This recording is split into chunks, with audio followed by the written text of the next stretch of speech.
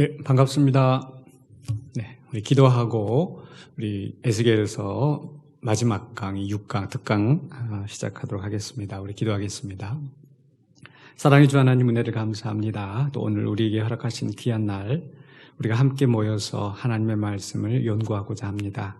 우리가 머리로만 이 말씀을 듣는 것이 아니라 깨닫는 것이 아니라 우리의 심령 가운데 깊이 받아들이고 또 그 말씀이 우리를 변화시켜서 또 그 말씀대로 살아가는 우리의 삶이 될 수 있도록 도와주시옵소서. 예수 그리스도 이름으로 기도하옵나이다. 아멘. 네, 에스겔서 특강 6번째 마지막 시간입니다. 네, 에스겔서의 전체 큰 그림, 이제 심판과 구원, 이제 아마 이제 귀에 못이 박히도록 아마 딱 이제 정리가 되셨으리라 믿습니다.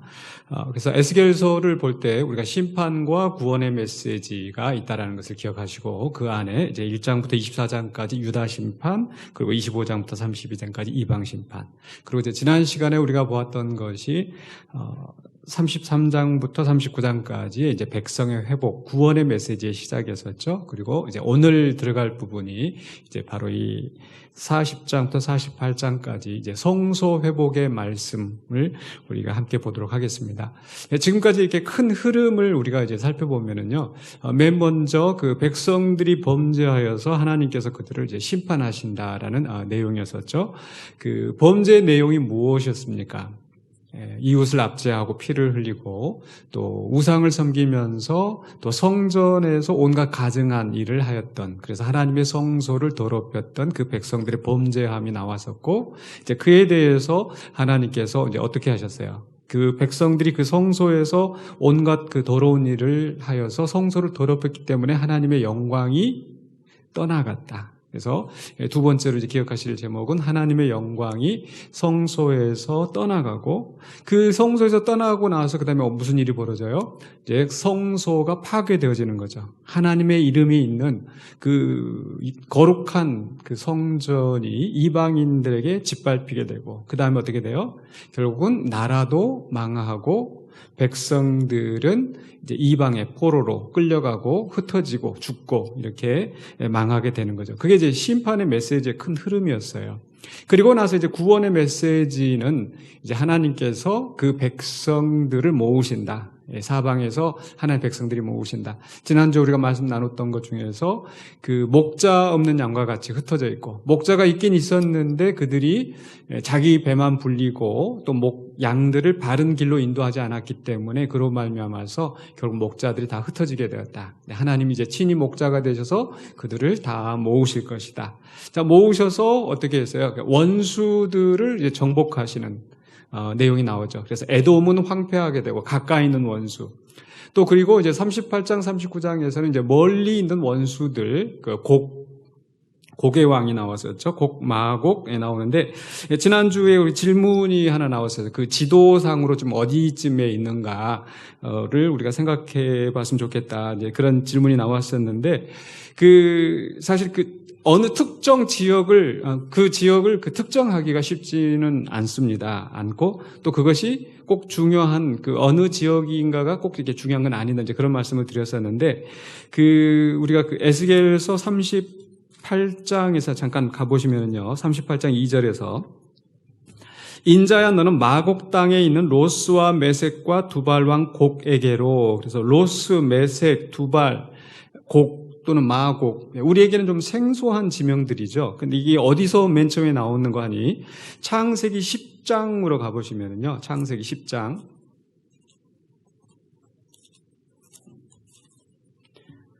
창세기 10장 2절에 있는데요. 바로 그 10장 1절에서 노아의 아들 셈과 함과 야벳의 족보는 이러하니라. 홍수에 그들이 아들을 낳았으니 2절에 야벳의 아들은 고멜과 마곡과 마대와 야완과 두발과 메섹과 디라스요에 나오죠. 마곡이 나오고 메섹 또는 두발, 이게 나오는 거죠. 이들이 지금 누구의 후손이라고요? 야벳의 후손인 거죠. 그러니까 지금까지 이스라엘이 경험했던 그 원수들은 주로 이제 셈족, 바벨론이나 아수르나 또 애굽이나, 이 사람들은 다 지금 이제 그 셈의 후손에 해당하거든요. 그런데 이제 마곡, 또 메색, 두발 이런 그 야벳의 후손인, 즉 이스라엘에서 굉장히 멀리 떨어져 있는 그 먼 나라의 원수들까지도 이제 그들이 그 강한 연합군을 꾸려서 이스라엘을 쳐들어올 때인데 하나님께서 그 모든 원수들을 이제 정복하게 하시고 완전한 평화를 이루신다. 이게 이제 초점이라는 거죠. 그래서 이게 이제 그 모세가 메색이나 두발이나 곡이나 했었을 때 그 어느 지점인지는 우리가 정확히 알기는 어렵죠. 어렵고 저 지중 다만 이제 야벳의 후손들이니까 그 지중해 북쪽 지금 이제 유럽 그쪽의 땅일 것이다. 또 가나안 셈 계열은 이제 그 지중해 동쪽 그리고 함의 계열은 이제 지중해에서 남쪽 이런 식으로 대충 이제 추정만 할 뿐인 거죠. 그래서 그 에스겔서 38장 39장의 메시지는 그 강한 나라, 들어보지도 못한 그 강한 나라들이 연합군을 꾸려서 이스라엘을 쳐들어오겠지만은 하나님께서 그들을 완전히 무찌르시고 그리고 이 땅에 완전한 평화를 이루신다. 이제 그 중심 메시지를 기억하시면 될 것 같아요. 다시 그래서 백성들을 다 모으시고 그 백성들이 이제 좀 평안하다 싶을 때에 원수들이 이제 연합군을 꾸리고 쳐들어오는데 그러나 이것은 두려워할 일이 아니고 하나님께서 마치 그 바로를 그 홍해 앞으로 이끌어 들이시는 것처럼 오히려 그것을 통해서 하나님의 영광이 드러나고 하나님의 백성들은 최후의 승리를 얻게 하신다. 이게 이제 중심 메시지였던 거죠. 자, 그래서 이제 그 원수를 정복하고 나서 이제 어떻게 돼요? 이제 원수들이 다 정복이 됐으니까 이제 새로운 성전이 회복되어지는 것을 보여주시고, 자, 이제 성전이 회복되었습니다. 그럼 이제 그 다음에 남은 게 뭐겠어요? 하나님의 영광이 돌아오시는 거죠. 떠나갔던 하나님의 영광이 돌아오게 되고, 그리고 이제 하나님의 백성들은 하나님의 그 새로운 통치 아래에서 또 질서 있게, 정의롭게, 복된 그 삶을 이제 누리게 된다라는 이제 이런 흐름으로 되어 있어요. 이게 이제 에스겔서의 큰 이제 그 흐름을 기억하시면 되겠는데요. 지난주에는 우리가 이제 이 백성을 모으시고 원수들을 정복하는 것까지 보았고요. 오늘 이제 들어갈 부분이 새로운 성소, 영광의 귀한, 그다음에 새로운 통치, 이렇게 한 3가지 주제 정도를 생각하시면 될 것 같습니다. 어렵지 않으시죠? 네. 이제 그런 그 흐름을 우리가 기억하시고 오늘 이제 40장부터 보면은 사실 이 40장부터 48장까지 내용이 읽으시기가 쉽지 않으실 거예요. 결국 막 뭐 몇 척이 뭐가 나오고 말해서 막 머리가 너무 아파. 근데 이제 그것을 우리가 또 살펴보면서 여기 어떤 의미가 있는가를 우리가 생각해 보고자 합니다. 자, 이 성소 회복의 메시지를 보기 위해서 일단 좀 그림을 제가 여러분 그 자료에도 좀 나눠드렸었는데, 일단은 이제 새로운 성전, 40장부터 42장까지 이제 새로운 성전을 이제 환상 가운데 이제 보는 겁니다. 이상 중에 이 성전을 보는 거죠. 그래서 아직 없는, 이 땅에 없는 또 이상을 통해서 환상을 통해서 에스겔에게 보여주시는 그 새로운 성전이 나옵니다. 성전 구조가 나오고 거기에 방이 뭐가 있고 그래서 이제 이 부분이 좀 복잡한 거예요. 자, 43장부터 44장에서는 이제 하나님의 영광이 그 성전에 이제 돌아오시는 내용, 영광의 임재가 이루어지고, 그리고 나서 이제 세 번째로 45장부터 48장까지 이상 중에 에스겔이 그 성읍을 이제 새로운 이제 도시를 보는 겁니다. 그 도시가 이제 바로 새로운 기업, 이제 하나님의 성전을 중심으로 이스라엘 백성들이 땅을 기업으로 분배받아서 거기에서 이제 살게 되는 거죠. 그래서 새로운 성전, 그다음에 영광의 임재, 또 새로운 기업, 이렇게 세 장면으로 나눠서 보시면 될 것 같아요. 제가 이상 중의 성전, 또 이상 중의 성읍 이렇게 했더니 말이 좀 어색한 것 같아서 좀 쉬운 말로 여러분 앞에 나눠드린 자료하고 조금 이제 업데이트를 했습니다. 자, 그럼 이제 40장부터 이제 42장까지 이제 새로운 성전에 대해서 이제 우리가 살펴보려고 하는데요. 이제 40장 1절부터 보시면 이제 하나님께서 에스겔을 환상 중에 이제 데리고 가시는데 어디로 데려가신가? 40장 1절을 보니까 이스라엘 땅으로 가신다고 그랬어요. 근데 언제 그랬다고 그랬어요? 1절에 보시면 우리가 사로잡힌 지 25째 해에 25라는 숫자가 참 많이 나오죠. 나중에 여러분 그 성전 그 측량하고 그럴 때 거룩한 땅을 할 때 보니까 이게 몇 척이라고 했던지 혹시 기억나세요? 25,000이라는 숫자. 25,000척이고 또 막 250이고 그래서 이 25라는 숫자가 상당히 이제 의미 있게 나옵니다. 그건 이제 나중에 왜 그런지 좀 이제 또 설명을 드리도록 할게요. 그래서 25째 25년이 되던 해에 하나님의 권능이 임하여서 그를 데리고 이스라엘 땅에 데려가셔서 2절에 이상 중에 나를 데리고 이스라엘 땅에 이르러 나를 매우 높은 산 위에 놓으시는데 거기서 나무로 향할 성읍 형상 같은 것이 있더라. 그래서 이스라엘 땅에 가서 성읍 같은 게 보이고 그 안에서 이제 또 하나님 데리고 가서 이제 장대를 측량하는 장대를 가지고 와서 문에 서 있는데 그 사람 보고 다 이렇게 재보고 이렇게 다 하는 거예요. 자, 거기에서 이제 그 성읍에 가서 이제 그 보는데 자, 40장 5절부터 27절까지 보면은요. 자, 거기에 이제 바깥들의 사면담과 문이다. 자, 지금 이 장면은요. 지금 우리가 마치 그 어디 제가 한 몇 주 전에 그 전주 한옥마을 한번 가본 적이 있습니다. 가서 이제 쭉, 여기가 뭐구나. 어디 여러분 또 우리 어디 경복궁에 간다. 또 예를 들어 가면은 입구에서부터 들어가서 쭉 돌아다니면서 이렇게 살았구나. 옛날 왕이 이렇게 있었구나. 이렇게 견학 또는 관광하는 것처럼 이제 하나님께서 이 에스겔을 데리고 이제 새로운 성읍을 보여주시고 새 성전을 지금 이제 미리 견학을 시키시는 거예요. 그리고 이것을 가서 백성들한테 다 이야기해줘라. 그래서 우리도 좀 그런 심정으로 이거 40장부터 너무 골치 아파. 막 치수가 막 몇 척이고 막 이게 뭘 어떻게 만들고. 근데 우리가 그렇게 만들 거 아니잖아요. 우리가 지금 교회당 지을 때 이렇게 에스겔이 있는 대로 막 지어야 돼. 그러면은 막 그거 따지고 막 해야 되는데 그거 따질 것 없이 우리는 쓱 에스겔과 같이 따라다니면서 이 방이 이렇게 생겼구나. 그리고 이제 그것을 통해서 하나님께서 주시는 메시지가 무엇인가를 보시면 되는 거예요. 자, 그래서 맨 처음에 이제 성읍에 딱 데리고 가가지고 이제 문 앞에 이제 그 성전이 있는 문 앞에 딱 들어가서 맨 먼저 보이는 게 뭐가 보여요? 담이 보인단 말이에요. 자, 40장 5절에 내가 본즉 바깥 사방으로 담이 있더라. 담이 있고 6절에 그가 동쪽을 향한 문에 이르러 층계에 올라 층계가 있어요. 담이 있고 또 층계가 있고 층계에 올라가서 7절에 보니까 문지기 방들이 있고 저 문지기들이 이제 지키고 있고 우리 문에 들어가려면 이제 경비실이 또 있어야 되잖아요. 그죠? 어디에 가든지 그 관문이 있어가지고 그 경비실을 이제 통과를 하고 이제 들어가서 보니까 또 이제 이쭉 넘어가서 보시면 자, 17절에서 나를 데리고 바깥들에 들어가니 박석 깔린 땅. 자, 지금 이제 상상 속에 들어가시는 거예요. 자, 이제 담이 있어. 그 담에 이제 문이 있어가지고 그 문으로 들어가. 문으로 들어갔더니 이제 그 뜰이 있는 거예요. 뜰이 있고 그 뜰에서 쭉 이렇게 쭉 가서 보니까 항상 보면은 또 우리가 눈여겨서 봐야 될 것이 22절에 보니까 22절에서도 그 창과 현관의 길이가 너비와 종려나무가 다 동쪽을 향한 문간 같으며 문간으로 가는 7층계가 있고 그 안에 현관이 있고.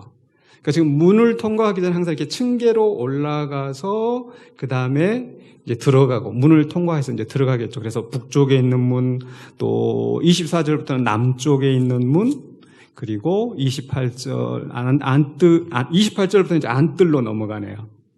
그렇죠? 지금 여러분 그 그림상으로 이렇게 여러분 자료의 그림상으로 보이시면 이제 바깥 담이 있고 담 안에 뜰이 있고 또 뜰 안에 또 이제 그 안쪽에 있는 그 뜰이 있는 거예요. 안뜰, 바깥 뜰이 있고 안뜰이 있고. 자, 그래서 안뜰에 또 이제 가면은 안뜰에는 뭐가 있는가? 성전 건물이 있는 거예요. 건물. 그렇죠? 성전 건물이 있고 또 성전 현관이 있고 거기까지가 이제 40장의 내용입니다. 자, 그래서 이제 바깥쪽을 이제 쭉 들여다보았어요. 40장에서 바깥을 쭉 들여다보고 이제 동쪽의 문, 남쪽의 문, 북쪽의 문 있고 이렇게 쭉 들여다보고 그리고 이제 41장에 가보면은 이제 그 성전 안에 건물로 들어가는 거예요. 이제 성전 안에. 그럼 성전 안에는 두 가지가 있겠죠. 성소와 지성소가 있고, 이제 그 주변, 그 성소와 지성소 외에 이제 골방들이 몇 개 있는 거예요. 골방들이 있고 또 그 성전 앞에는 41장 21절부터 보면 나무 제단이 거기에 놓여 있고, 자, 그리고 나서 이제 42장에 가보시면, 자, 42장에서는 또 그가 나를 데리고 나가 북쪽들로 가서 두 방에 이르니, 그래서 북쪽들의 안뜰에서 이제 북쪽에가 또 제사장들의 방이 있고, 또 남쪽에도 제사장들의 방이 있고, 이렇게 해서 제사장 방까지 보여지고, 마치 여러분들 이제 교회 오시면은 뭐 교육자들 사무실이 또 목양실이 있는 것처럼 이제 그 성전에서 이제 상주하면서 항상 봉사하는 그 제사장들의 방이 지금 놓여 있는 겁니다. 자, 그리고 나서 이제 42장 15절로 20절에서 이제 다시 한번 이제 다 견학 다 하고, 그리고 이제 바깥에 이제 나왔어요. 그리고 나서 이제 다시 성전 사면에 있는 담에 대해서 이야기를 하는데, 자,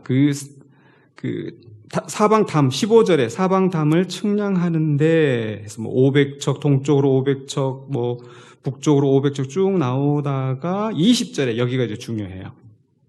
20절에 자, 그가 이같이 사방을 측량하니 그 사방담 앞마당의 길이가 500척이며 너비가 500척이라. 그 담은 거룩한 것과 속된 것을 구별하는 것이었더라. 이게 왜 이제 중요한가? 지금 우리가 이제 성전의 이제 의미를 이제 생각을 해보려고 하는데요. 자, 이 성전은 어떤 장소입니까? 하나님의 임재하심이 있는 곳이죠. 하나님의 임재하심이 어디 가운데 있어요? 백성들 가운데. 우리가 맨 처음에 이제 하나님께서 성막을 짓게 하실 때도 하나님이 이 땅에 어떤 그런 그 처소가 필요하시지 않는데 처소를 만들어 두심으로써 내가 너희와 함께 있다. 그것을 알려주시는 거잖아요. 그래서 지금 이제 성전이 지금 다시 지어진다라는 것은 이제 하나님이 이 하나님의 그 언약 백성과 함께 계신다라는 것을 보여주는 가시적인 증거가 되는 거죠. 자, 그러면서 이제 이 성전을 쭉 보니까 그 몇 척, 그냥 동쪽에 서쪽에 이렇게 아주 보면은 이제 그 그림에서 여러분 보신 것처럼 이제 남북이 대칭되어지고 굉장히 이렇게 정돈된 그런 모습인 거죠. 자, 이것과 우리가 8장에서 에스겔이 그 맨 처음에 성전에 갔었을 때 뭘 봤었어요? 구멍 뚫린 담 사이에 구멍이 뚫려 있고 거기에 보니까 사람들이 온갖 우상 숭배하고 있고 벽에 막 온갖 그 우상들 그림들이 그려져 있고 지금 그것과 전혀 다른 모습인 거예요. 새로운 성전, 거룩하고 구별되어진 정결한 성전이 지금 보여지는 거죠. 자, 그래서 그 8장에서의 그 성전과 이제 대조되어지는 이제 새로운 성전을 보여주는데 이 성전에 막 몇 척 이렇게 되어 있는데 사실 이게 지금 성전을 이렇게 만들어라 이런 내용이 아닌 거거든요. 쉽게 말해서 설계도가 아니에요. 이건 새로운 성전을 지을 때는 이렇게 지어야 된다. 모세의 성막을 지을 때는 하나님께서 그렇게 하셨어요. 하나님께서 명하신 대로 그대로 이렇게 하셨는데 지금은 그 성막을 이렇게 너희들이 이제 만들어라 그런 내용이 아니거든요. 그럼 이것을 통해서 보여주고자 하는 그 신학적인 메시지가 뭐냐? 바로 하나님이 그 백성과 함께 계시는 그 임재하심이 온전하게 회복되어질 것이다. 그리고 그 새 성전은 질서 정연하고 정돈된 곳일 것이고, 자, 그리고 아까 이제 우리가 마지막에 보았었던 굳이 이 담은 뭐라고 그랬어요? 거룩한 것과 속된 것을 구별하는 것이었더라. 그렇죠? 그 전에 성전은 어떠했어요? 막 온갖 우상과 더러운 것들이 그 안에 놓여 있었잖아요. 그러나 이제는 그 불결한 것들이, 부정한 것들이 더 이상 성전에 있지 아니하고 그 담에 의해서 딱 차단이 되어지는 거죠. 그래서 부정한 것들이 더 이상 틈타지 못할 것이다. 그리고 이스라엘 백성들도 바로 이 거룩한 것과 또 속된 것을 구별하는 삶을 살아야 되잖아요. 그래서 그런 것을 우리에게 전달하고 있습니다. 또 그리고 담은 있는데 담이 있어가지고 딱 다 막혀 있는 게 아니죠. 담에 뭐가 있어요? 문이 있어요.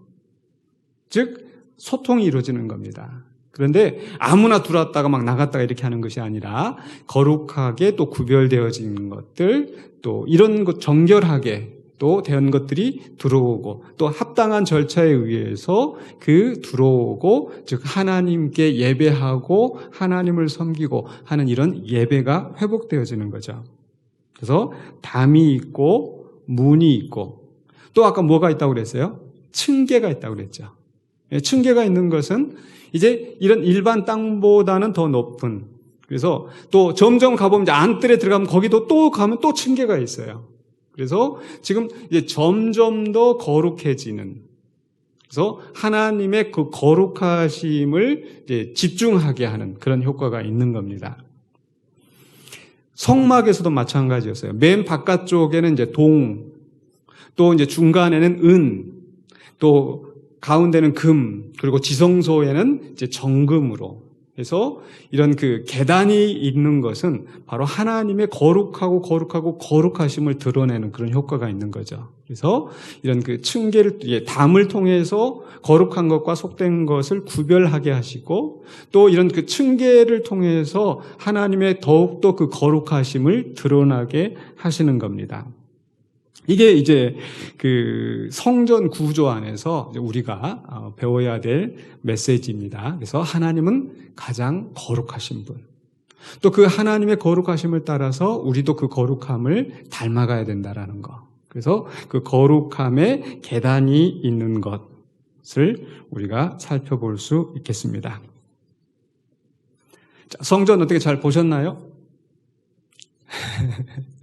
자, 이제 다시 한번 성경을 쭉 읽으시면서, 아, 얘가 계단이 있구나. 아, 바깥 뜰이구나. 또 안쪽 뜰이구나. 성전이구나. 또 이렇게 한번 이제 그 머릿속에 상상하시면서 이 부분 40장부터 42장까지 읽으시면 되겠습니다.